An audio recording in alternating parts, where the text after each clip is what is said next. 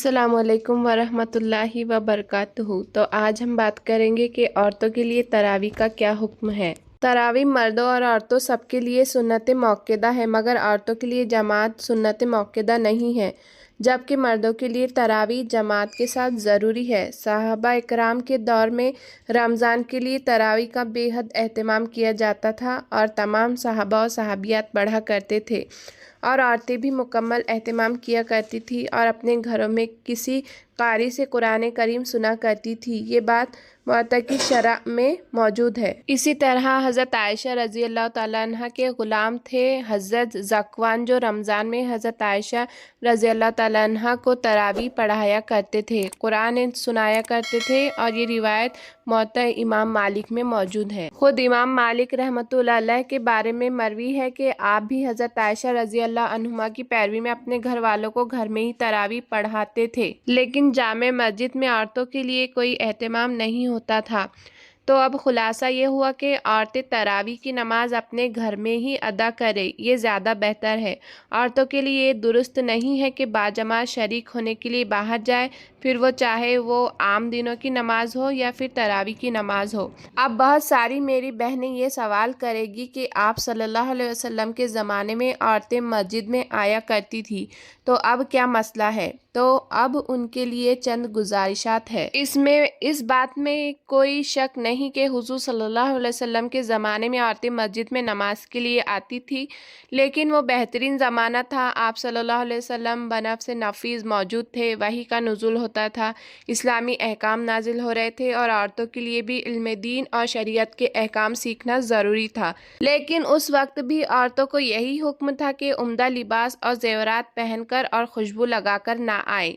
नमाज ख़त्म होने के बाद फ़ौरन मर्दों से पहले वापस चली जाए और इन पाबंदियों के साथ इजाज़त के बाद भी आप सल्लल्लाहु अलैहि वसल्लम तरगीब यही दिया करते थे कि औरतों का घर में और फिर घर में भी अंदर वाले हिस्से में यानी कि डार्क रूम में नमाज पढ़ना मस्जिद नबवी में नमाज पढ़ने से अफजल है, जबकि इमाम खुद रसूलुल्लाह सल्लल्लाहु अलैहि वसल्लम हुआ करते थे। दलील अव्वल ये है कि देखिए, हज़रत आयशा रज़ी अल्लाह तआला अन्हा से रिवायत है कि अगर रसूलुल्लाह सल्लल्लाहु अलैहि वसल्लम उन हरकत को देखते जो आजकल की औरतों ने ईजाद कर ली है, तो उनको मस्जिद में जाने से रोक देते, जिस तरह के बनी इसराइल की औरतों को रोक दिया गया था। हज़रत अब्दुल्लाह बिन मसूद रज़ी अल्लाह अन्हा से रिवायत है कि रसूलुल्लाह सल्लल्लाहु अलैहि वसल्लम ने इरशाद फरमाया कि औरत की नमाज कोठरी में बैरूनी कमरे की नमाज से बेहतर है और कोठरी के अंदर की नमाज कोठरी की नमाज से बेहतर है। ये जो है तो अबू दाऊद से माखूज है। नबी करीम सल्लल्लाहु अलैहि वसल्लम के पर्दा फरमाने के बाद जब हालात बदल गए और सहाबाए कराम ने अपने ज़माने में ये देखा कि औरतें अब इन पाबंदियों का ख्याल नहीं करती,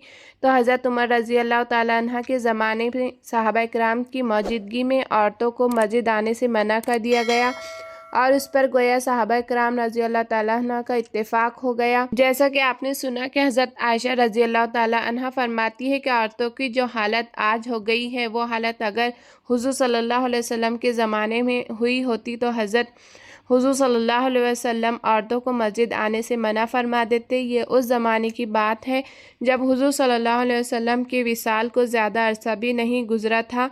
उम्मुल मोमिनीन हज़रत आयशा रज़ी अल्लाह ताला अन्हा नबी करीम सल्लल्लाहु अलैहि वसल्लम का मिजाज खूब समझती थी, इसलिए मौजूदा दौर में ख़वातीन के लिए यही हुक्म है कि वो अपने घरों में नमाज अदा करें, यही उनके लिए ज़्यादा अजर सवाब का बास है। लिहाजा औरतों का घर से बाहर जाकर मस्जिद या किसी भी दूसरी जगह इज्तिमाई तरावी में शरीक होना दुरुस्त नहीं है।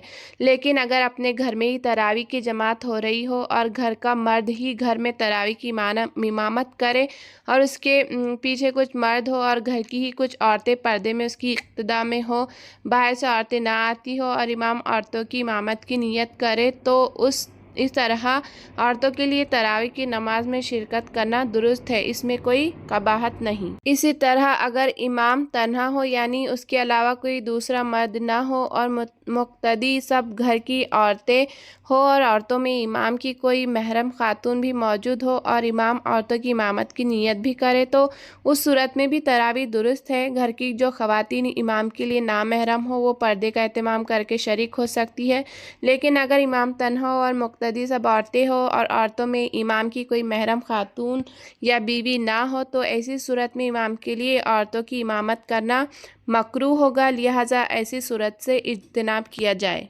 मेरा मकसद इस वीडियो के ज़रिए आप तक दीन की और इस्लाम की बात पहुंचाना है, जिसमें मैं अपनी ताकत के मुताबिक कोशिश कर रही हूं और मुझे इस कार्य खैर में आप सबके साथ की ज़रूरत है। मेरे इस चैनल को सब्सक्राइब कीजिए और इंशाअल्लाह ताला इस चैनल पर आपको कभी भी कोई फजूल या बेकार मालूमात नहीं मिलेंगी। हमेशा आप कुछ बेहतरीन सीख कर जाएंगे।